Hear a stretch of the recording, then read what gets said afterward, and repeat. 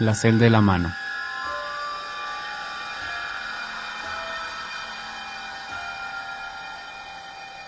Cuenta la leyenda que a finales del siglo XVIII, en el poblado de Mazapil, ubicado hacia el norte de esta noble y leal ciudad, pueblo minero por excelencia, el cura del pueblo, que se ubicaba él en el templo de San Gregorio, había recibido a una mujer desesperada, que le decía que un fantasma le estaba visitando por las noches, un personaje embosado con una capa, que no se dejaba ver el rostro, cada noche cruzaba los muros de su habitación, llegando hasta la cabecera de su cama, sintiendo ella el respirar, latente. Aquella mujer le decía al sacerdote de Mazapil que ella no tenía el valor para escuchar lo que ese personaje le quería decir. Y aquel sacerdote, no creyendo la veracidad de lo que le contaba la mujer, pues en un tono sarcástico y burlón le habría de contestar: pues no te preocupes, hija mía, la próxima vez que se te aparezca ese fantasma, pues mándamelo a mí.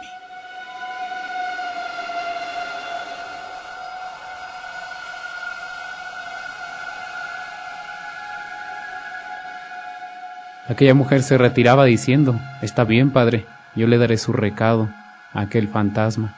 Y esa misma tarde, aquel sacerdote fue a confesar a un enfermo moribundo en las oscuras calles de Mazapil. Y tanto había tardado aquella confesión que el sacerdote pues salía ya entre la oscuridad de la noche, caminaba lentamente entre los largos callejones y estrechos. Y precisamente cuando el sacerdote se disponía a dar vuelta en una esquina, fue cuando este espectro del más allá aparece ante él, tal cual lo había descrito aquella mujer, embozado, con su capa negra, sin dejarse ver el rostro, y aquel sacerdote, ante la presencia de este ser de ultratumba, lo único que hace es darse la media vuelta y salir corriendo despavorido.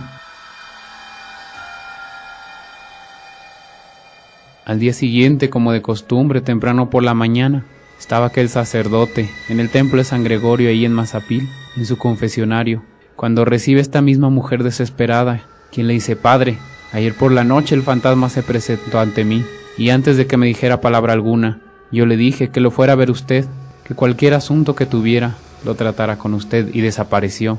Pero padre, no habían ni siquiera pasado 3 minutos, cuando el fantasma estaba nuevamente frente a mí, y me dijo que se había presentado, pero que usted no le había hecho caso, que se había dado la media vuelta y se había echado a correr dejándolo con la palabra en la boca.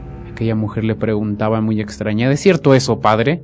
Y el sacerdote, sin saber qué decir, titubeó un poco, suspiró y dijo: pues sí, hija mía, en verdad, ese fantasma apareció ante mí, pero yo tampoco supe qué hacer, y por eso me eché a correr. En realidad existe, y creo que ahora estamos involucrados en este gran problema. Y le decía a aquella señora: pero no te preocupes, hija mía, yo tengo un amigo franciscano, que él es experto en estos casos de ultratumba. Él vive en el antiguo convento franciscano de Guadalupe, Zacatecas, Colegio Propaganda de Fe.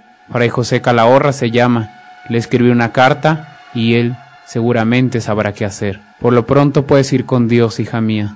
Aquella mujer se retira a toda prisa, y el sacerdote, esa misma noche antes de dormir, se dispuso a escribir aquella carta sobre su mesa. Al terminar de escribirla, enrolló el papel, pensando enviarla al día siguiente en la primera diligencia que saliera de Mazapil hacia Zacatecas. Aquel sacerdote se quedó profundamente dormido.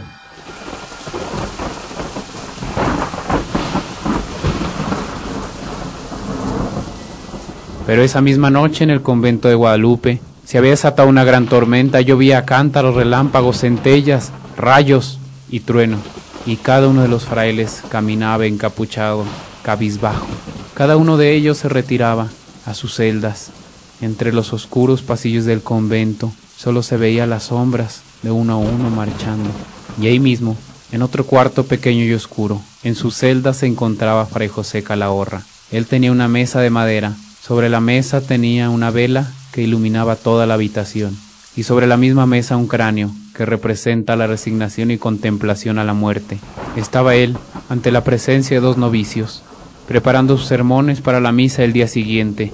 Le habían dado las 2 de la mañana, cuando de repente, de la pared de aquel cuarto, se escucharon fuertes ruidos, unos toquidos. Inexplicablemente, fue entonces que cuando al mirar todos aquella pared, se ve una mano que sale en color negro. Y lo más extraño era que aquella mano sostenía firmemente una carta. Fray José Calahorra sin alterarse, pues acostumbrado estaba a estas cosas que van más allá del entendimiento humano, se paró de su lugar y le dijo a los novicios: vuestras mercedes habrán de dispensar, que tengo un asunto importante que tratar.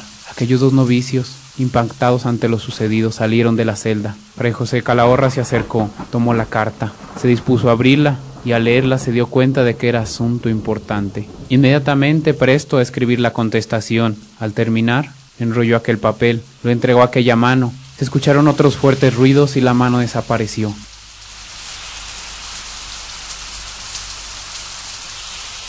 A la madrugada la lluvia se disipaba. Y temprano por la mañana Fray José Calahorra seguía con sus actividades habituales. Pero en el templo de Mazapil, el sacerdote se disponía a enviar la carta que había escrito la noche anterior, la misma que había colocado sobre su mesa. Pero ¿cuál era su sorpresa al darse cuenta que en el mismo lugar en que él había dejado esa carta se encontraba la respuesta, la contestación? ¿Cómo es posible? La respuesta a una carta que jamás había sido enviada. Al abrirla, dio cuenta de lo sucedido, pues en aquella contestación decía que mucho tiempo atrás, a las puertas del convento de Guadalupe, había llegado un rico minero de Mazapil, flechado por indígenas chichimecas. Herido de muerte, expiró su último aliento de vida en los brazos del padre guardián, pero no sin antes entregarle su testamento, con la orden de que su herencia fuera repartida por partes iguales, de que ese documento fuera llevado a Mazapil. Pero esto jamás ocurrió, pues el mismo padre guardián que había recibido el testamento murió a los pocos días, sin haber hecho el encargo. Y era por eso que en Mazapil se estaban matando familias enteras por aquella herencia. Precisamente por eso había regresado aquel fantasma. No era más que el alma en pena de aquel minero, en búsqueda de la entrega del documento. Los religiosos, sin saberlo, habían recibido ayuda del más allá. Aquel testamento fue ubicado, entregado a la familia y realizadas las disposiciones del difunto. Las muertes cesaron, todo regresó a la normalidad. Aquella señora de Mazapil jamás volvió a ver aquel ente de color negro. Con los años, Fray José Calahorra muere, en olor a santidad, recordado como uno de los frailes franciscanos más sabios y más viejos que habitaron ese convento que hoy en día se ha convertido en un museo de pintura virreinal, hermoso, por cierto. Les invitamos a que lo visiten, no dejen pasar la oportunidad de conocer este hermoso y enigmático lugar, porque hasta hoy en día se conserva una sala en el museo, que por este mismo relato se le sigue conociendo como la celda de la mano.